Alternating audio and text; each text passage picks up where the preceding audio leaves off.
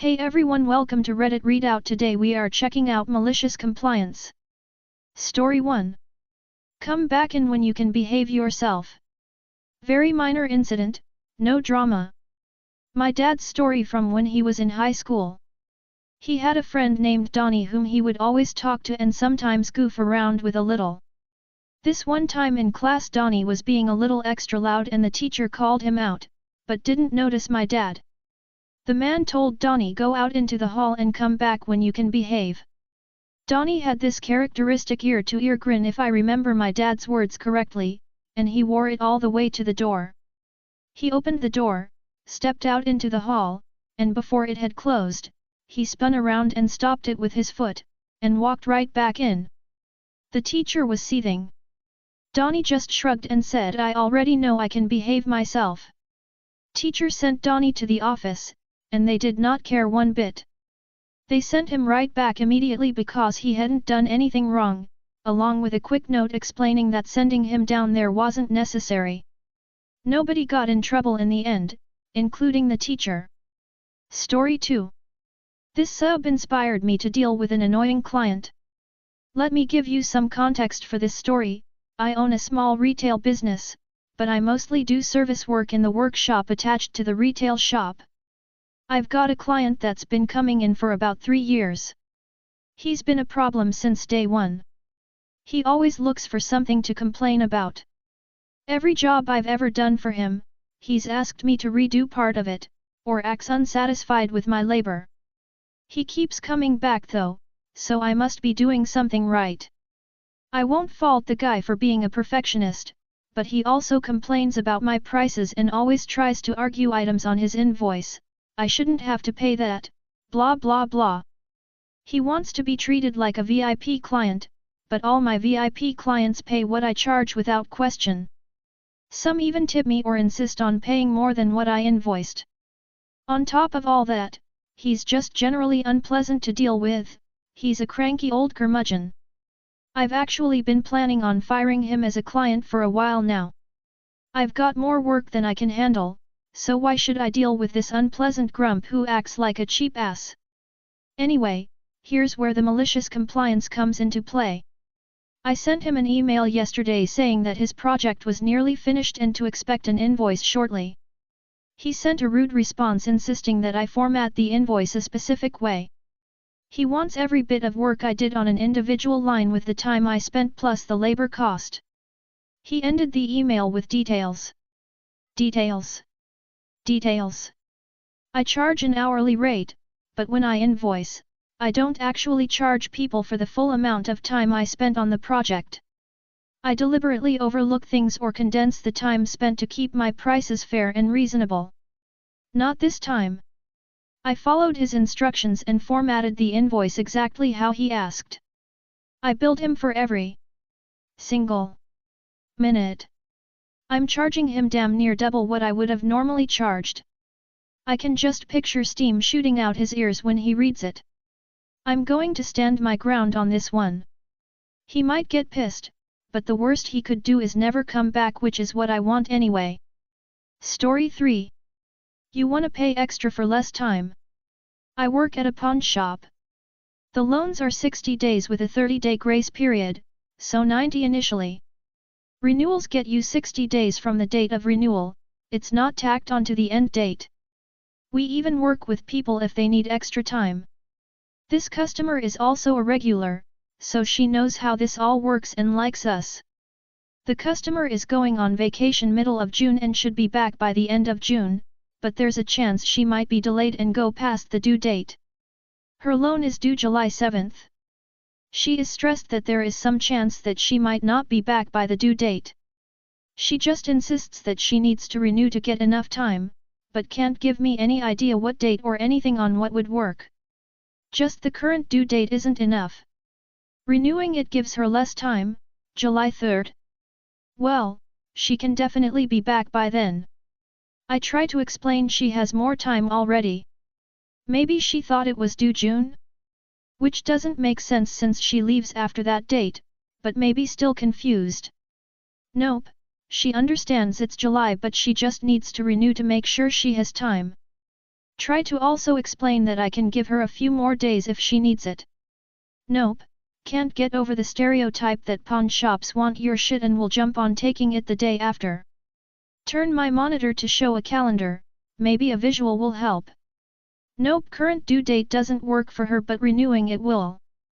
Alright, you want to pay for a renewal and have until July 3rd? Yes? Fine. When I handed her the contract she asks the due date. Phew, I'll definitely be back by the 2nd. So now I have enough time. Head desk, this is also the first time she said anything definitive about her return date too. Enjoy paying twice for your loan. I spent 30 minutes trying to help her not spend extra money. Story 4. Don't trust me enough to not micromanage me. Enjoy staying late to do my job. TLDR at the bottom. This happened at work about 10 years ago. The context. At the time of this incident I had been working for a big box superstore for about 12 years, 5 of which as a department manager. I managed 3 areas: fresh meat, frozen seafood, and pre-packaged deli and breakfast meats. I supervised 2 part-timers and 2 full-timers. I reported to 3 supervisors, ranking in order: an assistant manager, a CO manager, and then the store manager. The situation. On a particular Thursday morning, it was just myself and one of my full-timers, Carl. Carl was on duty until 3 p.m., myself until 4 p.m., and no one else after. My other full-timer was on his day off. One part-timer was not available Thursday Sat, and the other was on vacation. Coverage was thin, at best, and would continue to be that way through the weekend. Having been super light on coverage all week due to one of my guys being on vacay, the deli wall was looking a little thin. On this Thursday morning, I had to decide how best to prepare for the weekend. I knew that I would not have enough staff to commit a person to filling the deli wall on Friday or Saturday. As soon as I had finished breaking down Thursday morning's delivery with Carl, I began busting my ass to get the deli wall as full as possible before I left that day. That way I could have my guys focus on the fresh meat wall throughout the weekend where I knew it would be super busy. While I did this, I entrusted Carl to fill the fresh meat wall for Thursday night's 4 p.m. rush. He was a very hard worker despite his age and health. I knew he could handle it on his own. Around 11 a.m., Carl had to take his lunch break. While he is gone, my CO manager Scott arrives to work and sees only me. And I'm filling the deli wall while only half of the fresh meat wall had been stocked thus far. Scott does not like this. He tells my assistant manager Brenda to have me swap to the fresh wall as it is more important for that night's customers. I immediately seek out Scott to tell him why this is a bad idea and why I am filling deli meats and not fresh meats. But Scott doesn't care. He doesn't want to hear what I have to say. I am to do exactly as I am told. He does not want me to fill the deli wall, only the fresh wall. Did I mention that Scott is ex-military and still acts like he is enlisted? Cue the malicious compliance. I did exactly as Scott told me. After having only worked about an hour on the deli wall, I put all the freight back into the cooler and began filling the fresh wall. Carl returned from lunch, confused to see me. I explained what had happened before taking my own lunch. Upon my return, the fresh wall was nearly finished. But I went ahead and helped Carl continue filling it. Soon, we were done, and just topping it off throughout the rest of the afternoon. If someone bought a pack of beef, we both went back into the cooler to bring out another. Same with chicken, pork, anything. Walking back and forth, one package at a time, until Carl left at 3 p.m. and then I left at 4 p.m. As I walked past the deli wall on my way out, it already was looking so much worse than it had when I had arrived that morning. The aftermath. When I arrived to work at 7 a.m. on Friday morning, the first thing I did was walk past the deli wall. I was completely caught off guard to see it had been filled. As I'm theorizing who could have possibly filled it, Brenda comes by and sees the puzzled look on my face. She comes over to me with a bit of a grin on her face. The following is what she had told me had happened after I left the night before. The little bit that had been on the deli wall when I had left only continued to be shopped. More and more of the wall emptied out as people shopped. It began to look like people had been panic buying, it had gotten so empty. Around 8 p.m., a market manager came in to do his own shopping. I did not explain this before, but a market manager is who my store manager reports to. In other words, someone who has even greater authority than anyone in the store. Market manager Bob goes to buy some lunch meat. Lo and behold, there is almost nothing on the shelf. He notices the entire wall is nearly bare. He is furious. Bob demands that Scott come over to the deli wall immediately. Scott runs over and gets his ass chewed. Bob orders Scott to get the wall stocked immediately. Scott is only now understanding the scope of his blunder. The wall is so empty that it will take a few hours to fill. And it is in this moment, Scott realizes how hard he had fucked up because he hadn't checked the schedule earlier and is now discovering that there is no one in the meat departments that evening. There is no one he can delegate this task to. Guess who ended up having to fill the deli wall? That's right. Scott had no choice but to do it himself, and he didn't get done until midnight. Remember, he had arrived just before 11 a.m. that day. And he had to be back at 8 a.m. Friday. Also, Scott is salaried, so he got no overtime for the extra hours worked. Scott never did apologize to me for not trusting my judgment and for not listening to me, but he learned his lesson. From that day forward, he did not try to micromanage me and let me run my departments unimpeded. TLDR. Boss won't listen to me when he tells me I should be doing a different task that I've assigned to someone else so I can get other tasks done. I comply doing the easier workload. When my boss's boss comes in after I've left for the day to see my initial task incomplete, he chews out my boss and makes him stay until midnight to finish it. Story 5. Roller shutters are not clean. Okay, I'll do it. This was a few years back when I was working in a pet store.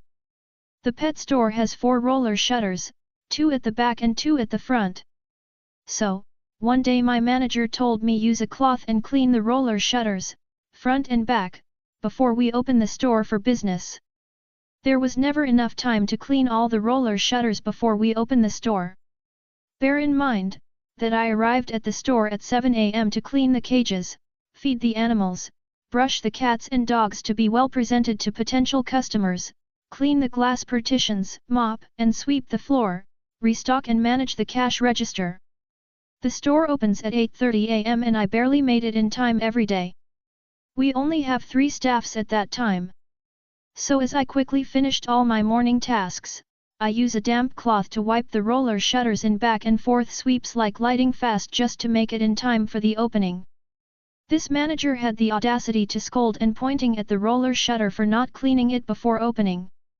This is where I cue the malicious compliance. You want me to clean the roller shutters? Okay, fine. I pulled the back roller shutters down and proceed to the cleaning, inch by inch until it was squeaky clean. In between the cleaning, I had to wash the cloth several times to make sure that the water was clear. While I was cleaning, the store was filled with customers. I was nowhere to be found because I was at the back cleaning the roller shutters and blocked from everyone's sight. The line to the cash register was the longest I ever seen. It took me a good 2 hours just to clean the back side. Oh, I was not done. I proceed to clean the front roller shutters as well, pulling it down to clean it, blocking the entrance, preventing customers from entering and exit the store.